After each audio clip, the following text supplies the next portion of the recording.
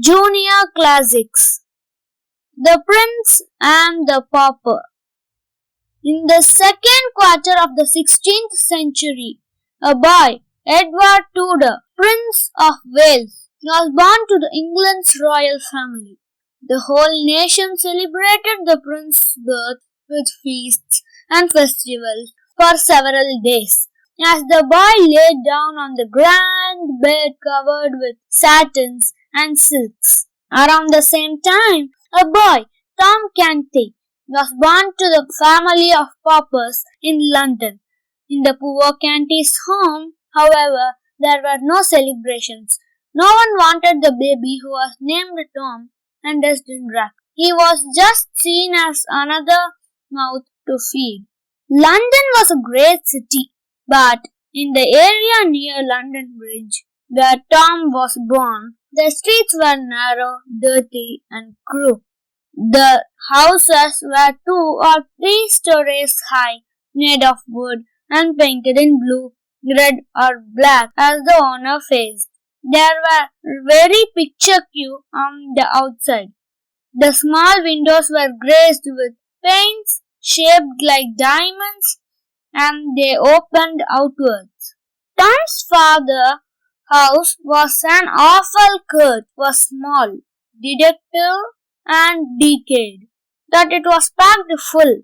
The whole family, Tom's parents, his grandmother, and 15-year-old twin sisters, Bet and Nan, lived in a room on the 3rd floor.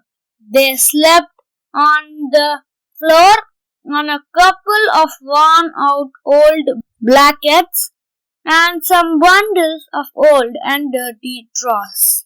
Nan and Bet were dirty, ignorant, and dressed in rags, but they were good-hearted.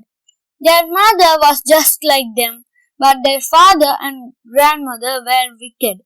They drank frequently and fought with each other or anyone who came to their way.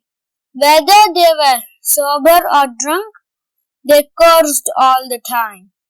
Tom grew up as a beggar. When he returned home empty-handed, he would be beaten, first by his father and then by his grandmother. However, he knew his mother would steadily slip him something to eat later. Despite his harsh surroundings, Tom was happy. However, none of the children ever stole anything. This was thanks to the priest, Father Andrew, who lived there and taught the children the right way of life. Father Andrew also taught Tom how to write and read, and some Latin. Tom spent many happy hours listening to Father Andrew's charming old stories and legend about fairies and giants, Jenny and dwarfs, enchanted castles, and handsome princes and kings.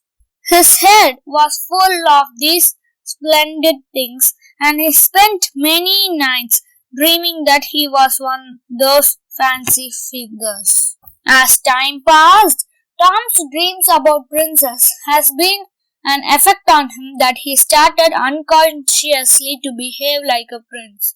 His manners and speech became curiously courtly and tremendously, as to the amusement and admiration to his friends. Tom's influence also started to grow among the young people around him, and in time they began to look up to him as their superior. People came to him with their problems, as he astonished them all with his wit and wisdom. After a while, Tom was also started organizing the mock royal court, in which he played the prince's role. His friends were his guards, lords, chamberlains, ladies, enquiries, and the royal family. The court would assemble every day and discuss matters about grave importance. Later, Tom would come down to earth begging, eating his crust of bread, getting beaten and abused, and finally sleeping on his bed of foul straw. And again, dreaming of a grand life, His ambition to see real prince became his life's passion. One morning in January, having a great particularly vivid dream where he was a great prince, Tom awoke hungry and set off on the street. His mind still was full of the pleasant doors of the night's dream. Soon he reached a temple bar, the farthest he had travelled from his home. He walked by outside the walls of London, which at that time was called Walled City. Tom found Charling village and reached it at the loudly clause that has been built by the king o'er. He then idled his way down to the Laundry Road, past the Cardinal's great palace. Eventually, he reached the mighty Westminster Palace. Tom stared at it in wonder, hoping to see the prince. Handsome carriages carried handsome people and their uniformed servants in and out of their majestic gates, that poor Tom could only pierce through the iron bars of the gate. The crowd changed their tone and cheered, "Long live the Prince of Wales!" Prince Edward, for it was he, turned to Tom and said, "You look hungry and tired. Come with me." Edward took Tom to a palatial room in the palace. The best of dishes were brought for Tom to eat. "What is your name, my lad?" "Tom Canty, sir." "Where do you live?" "In the city, sir, at Awfulcourt, near Pudding Lane, sir." Then Prince asked Tom to talk about his life. Tom went on to tell Prince of the squire of his life, how his father and grandmother treated him, what little food he ate, when he slept, and beatings he took. He also said that he had twin sisters. "How old are your sisters?" 15, sir. My sister, Lady Elizabeth, is 14, and my cousin, Lady Jane Grey, is of my age. But my elder sister, Lady Mary, with her gloomy looks, I will not speak about her. Do your sisters not allow their servants to smile, in case their sins rot their souls?" "Sir, do you think that my sisters have servants? In fact, they have only one garment. They don't need anyone to take those off. They never take them off." The prince said, "You speak well. Did you go to school?" "A good president in our neighbor ground called father and taught me." "Then tell me about Awfulcourt. Is your life pleasant there?"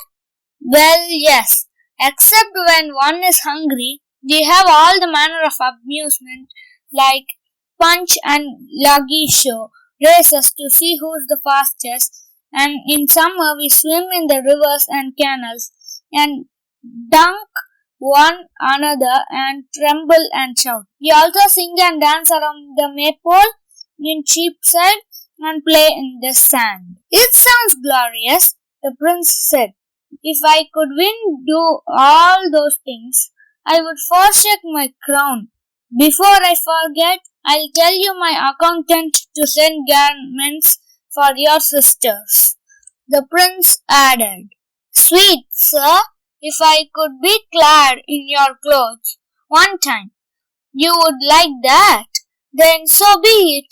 Remove your rags and wear the splendors." In a few minutes, the Prince of Wales was wearing Tom's canty rags, while our little Prince Patum was wearing Grandy Royal plumage. Two stood front of the mirror side by side. And the two said, "Look!" They looked infectious. They looked at each other and the mirror, and they at one another again. The bewildered prince said, "What do you make of this? You have the same eyes, voice, hair, and the manner. If we both go to the fore without any clothes, and no one will discover between us. Hey, what is the bruise in your hand?" "Your guard, sir. He hit me when I was looking into the palace grounds." "How dare he?" the prince said, and dashed out without remembering he was wearing the Pauper's clothes. He ordered one of the guards to open the gates, which was laddered it, and unknowingly boxed the prince's ear. That's not beating I got from the prince, he said. The prince got up from the mud and said, I am the Prince of Wales. You will hang for laying your hand on me.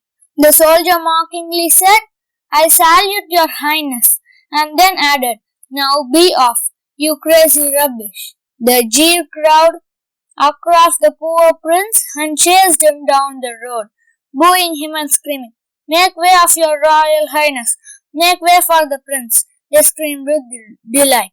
The troublemakers used and taunted the prince for many hours, and by the time they left him alone, he was bruised and lost. He cleaned his injured feet with a broom, rested for a while, and reached the huge church where he organized the Christ Church. An elaborate repair work was going on there, and the prince took heart from it. It's old Gracie Fierce Church. My father has taken it from the monks and donated it as the home for the poor children. The prince was soon joined by the group of children who were playing all kinds of games. They were all dressed up unlikely in ugly uniforms of apprentices.